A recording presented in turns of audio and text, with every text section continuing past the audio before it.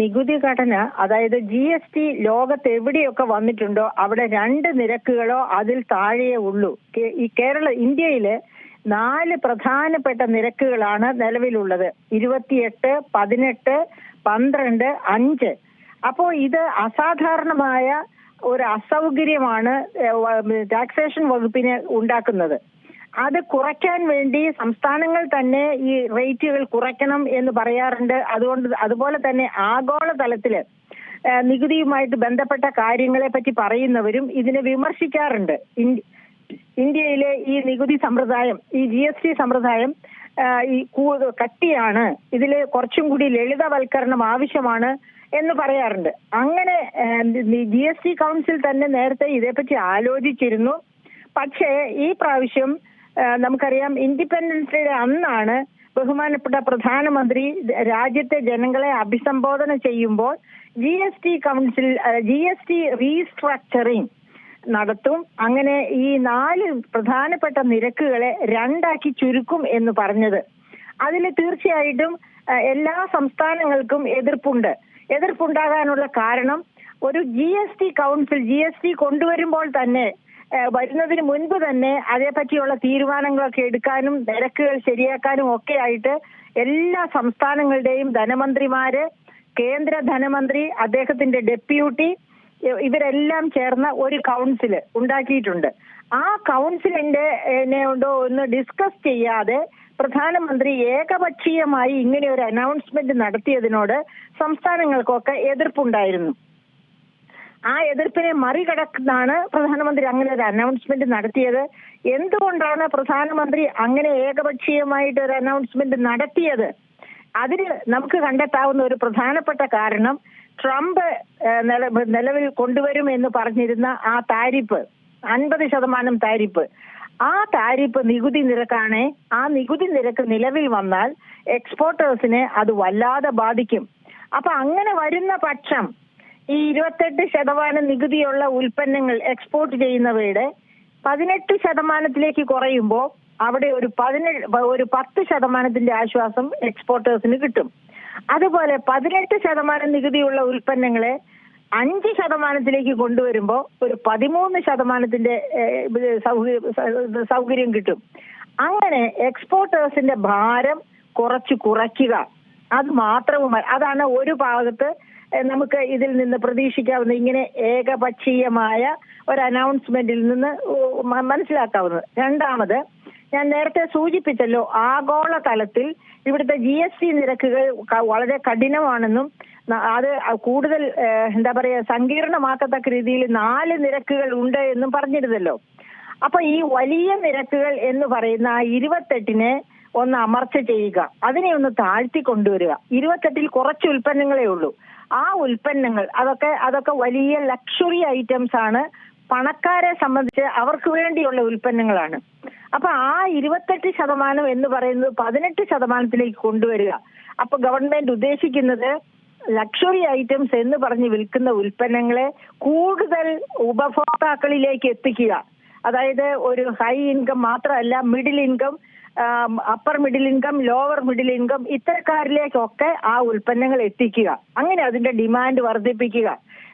അതുപോലെ തന്നെ 18% നികുതി ഉള്ള ഉൽപ്പന്നങ്ങളെ 5% കൊണ്ടുവരിക. ആ 18% നികുതിയുടെ ഗണത്തിലാണ് കൂടുതൽ ഉൽപ്പന്നങ്ങൾ ഉള്ളത്. അതാണ് കൂടുതൽ, അതായത് സാധാരണ രീതിയിൽ മിഡിൽ ഇൻകംകാരും അപ്പർ മിഡിൽ ഇൻകംകാരും ഒക്കെ മേടിക്കുന്ന ഉൽപ്പന്നങ്ങളാണ് ഈ 18% നികുതിയിലുള്ളത്. അപ്പൊ 18% നികുതി എടുത്തു കളഞ്ഞ് 5% കൊണ്ടുവരുമ്പോൾ എന്താണ് സംഭവിക്കുക? അത് എല്ലാ തരം ജനങ്ങൾക്കും വാങ്ങാൻ പറ്റുന്ന തരത്തിലേക്ക് അതിന്റെ വിലകൾ താഴും. അപ്പൊ നമ്മുടെ ധനമന്ത്രിമാര് പേടിക്കുന്നത് പോലെ ഇൻകം കുറയാനല്ല, വസ്തുനിഷ്ഠമായി കാര്യക്ഷമമായി ഈ നിരക്കുകൾ പ്രാവർത്തികമാക്കിയാൽ ഡിമാൻഡിൽ ഒരുപാട് വർധനവുണ്ടാകും. അതുകൊണ്ട് തന്നെ വിൽപ്പന വർദ്ധിക്കും, വരുമാനം വർദ്ധിക്കും, സംസ്ഥാനങ്ങൾക്കുള്ള നികുതി വിഹിതവും വർദ്ധിക്കും. മാത്രവുമല്ല, കൂടുതൽ ഉൽപ്പന്നങ്ങൾ ഡിമാൻഡ് ചെയ്യപ്പെടുമ്പോൾ, വിറ്റഴിക്കപ്പെടുമ്പോൾ നമുക്ക് അതിന്റെ ഉൽപാദനത്തെ പറ്റി നോക്കുക. ഉൽപാദന മേഖലയിൽ വലിയ ഉണർവുണ്ടാകും.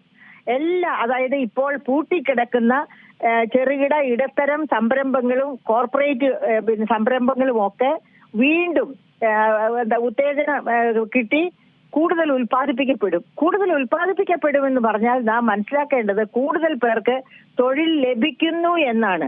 അങ്ങനെ ഇന്ത്യയുടെ അൺഎംപ്ലോയ്മെന്റിന് ഒരു പരിധി വരെ പരിഹാരം, ഏറ്റവും കൂടുതൽ അൺഎംപ്ലോയ്മെന്റ് ഉള്ള ഒരു രാജ്യമായി തീർന്നിരിക്കുകയാണ് ഇന്ത്യ ഇപ്പോൾ. നമ്മുടെ കേരളത്തിലെ കാര്യം നമുക്കറിയാം, ഏറ്റവും വേഴ്സ്റ്റ് ആണ് കേരളത്തിന്റെ തൊഴിലില്ലായ്മ. അപ്പൊ അങ്ങനെയുള്ള ഒരു സാഹചര്യത്തില് ഉൽപാദനം വർദ്ധിപ്പിക്കുക, തൊഴിലുകൾ വർദ്ധിപ്പിക്കുക, ഈ ഒരു ലക്ഷ്യം കൂടി ഇങ്ങനെ GSTയുടെ നിരക്കുകൾ താഴേക്ക് കൊണ്ടുവരുന്നതിൽ ഉണ്ട്. അപ്പൊ അത് മനസ്സിലാക്കിക്കൊണ്ട് വേണം നമുക്ക് ഇതിനെ വിമർശിക്കാൻ. അപ്പൊ നമ്മുടെ ഗവൺമെന്റുകൾ എന്തുകൊണ്ടാണ് ഇതിനെ എഗൻസ്റ്റ് ആയിട്ട് സംസാരിക്കുന്നത്? അതിന്റെ പ്രധാനപ്പെട്ട കാരണം എന്താണെന്ന് വെച്ചാല്, അതായത് ഈ GSTയുടെ റീസ്ട്രക്ചറിങ് മൂലം വരുമാനം വർദ്ധിക്കുമോ അതോ വരുമാനം കുറയുമോ, ഈ ഭയമുണ്ട്. ഇനി അങ്ങനെ വരുമാനത്തിൽ വർധനവ് ഉണ്ടായാൽ തന്നെ അത് സർക്കാർ, അതായത് കേന്ദ്ര സർക്കാർ സംസ്ഥാനങ്ങൾക്ക് വിട്ടുകൊടുക്കുമോ? അവിടെയാണ് കണിശമായിട്ടും സംസ്ഥാനങ്ങൾ ഒത്തുചേർന്ന് നിന്ന് ഇതിനു വേണ്ടി വാദിക്കേണ്ടത്.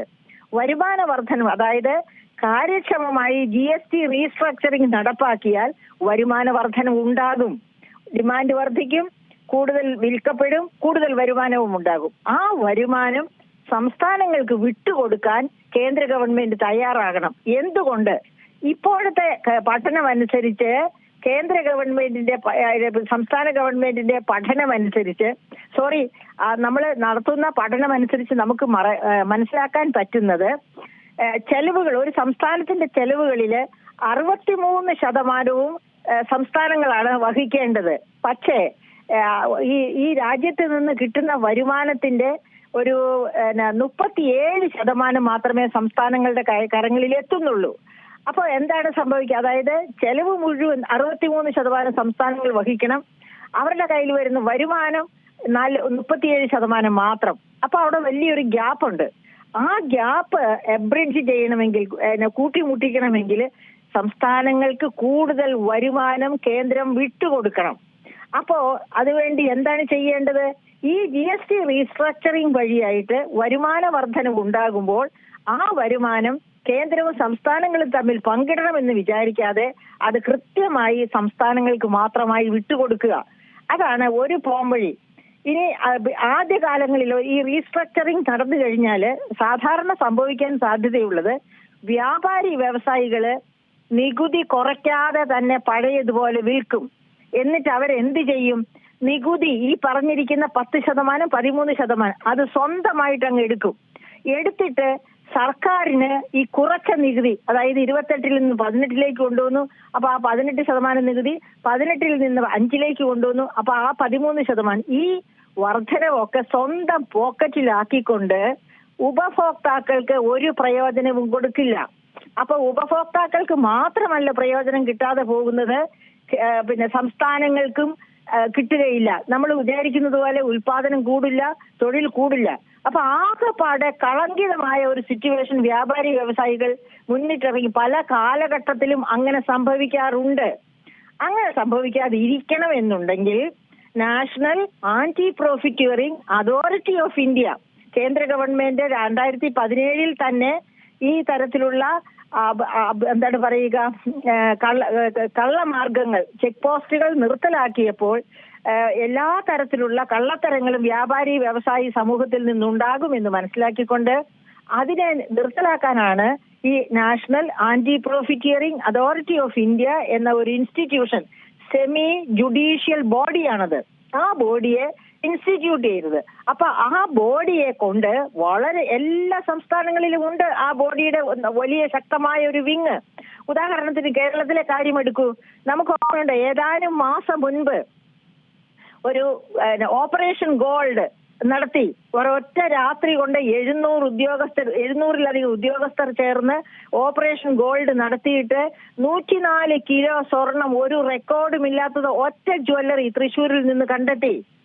അങ്ങനെ കള്ളത്തരം പിടിക്കാനാണ് national anti profiteering authority of India institute ചെയ്തിരിക്കുന്നത്. ഇതാ ഈ അടുത്തിടെ തന്നെ സ്വർണത്തിൽ അവർ വീണ്ടും ഇറങ്ങിയിട്ടുണ്ട്. അപ്പൊ അങ്ങനെ കാര്യക്ഷമമായി അഴിമതിക്കെതിരെ പ്രവർത്തിക്കാൻ ഈ പറയത്തെ ഇൻസ്റ്റിറ്റ്യൂഷൻസിനൊക്കെ ചുമതലപ്പെടുത്തിക്കൊണ്ട് ഗവൺമെന്റിന്റെ കാര്യക്ഷമത കാണിച്ചാൽ ഈ റീസ്ട്രക്ചറിംഗ് കൊണ്ട് ഇന്ത്യയുടെ GST വരുമാനം വർദ്ധിക്കും. GST വരുമാനം വർദ്ധിക്കുമെന്ന് മാത്രമല്ല, ഉപഭോക്താക്കൾക്ക് ഉൽപ്പന്നങ്ങൾ കുറഞ്ഞ വിലയിൽ കിട്ടും. അതാണല്ലോ ഏത് ഗവൺമെന്റും ക്ഷേമ ഗവൺമെന്റ് എന്ന് പറഞ്ഞാൽ ഉപഭോക്താക്കൾക്ക് വില കുറഞ്ഞ് ഏറ്റവും ശ്രേഷ്ഠമായ ഉൽപ്പന്നങ്ങൾ കൊടുക്കുന്ന ഗവൺമെന്റ് ആയിരിക്കണം. അപ്പൊ അങ്ങനെ ഈ GST റീസ്ട്രക്ചറിങ് അതിലേക്ക് ലക്ഷ്യമിടുന്നു. അപ്പൊ നല്ല ഉൽപ്പന്നങ്ങൾ വില കുറഞ്ഞ് കിട്ടും, കൂടുതൽ ഉൽപ്പാദിപ്പിക്കപ്പെടും, കൂടുതൽ തൊഴിലുകൾ സൃഷ്ടിക്കപ്പെടും. അതാണ് ഈ GST റീസ്ട്രക്ചറിങ് കൊണ്ട് നമുക്ക് ഉദ്ദേശിക്കേണ്ടത്. ഏറ്റവും പുതിയ വാർത്തകളും വിശേഷങ്ങളും വിരൽ തുമ്പിലറിയാൻ സീ മലയാളം ന്യൂസ് എല്ലാ ഡിജിറ്റൽ പ്ലാറ്റ്ഫോമുകളിലും ലഭ്യം.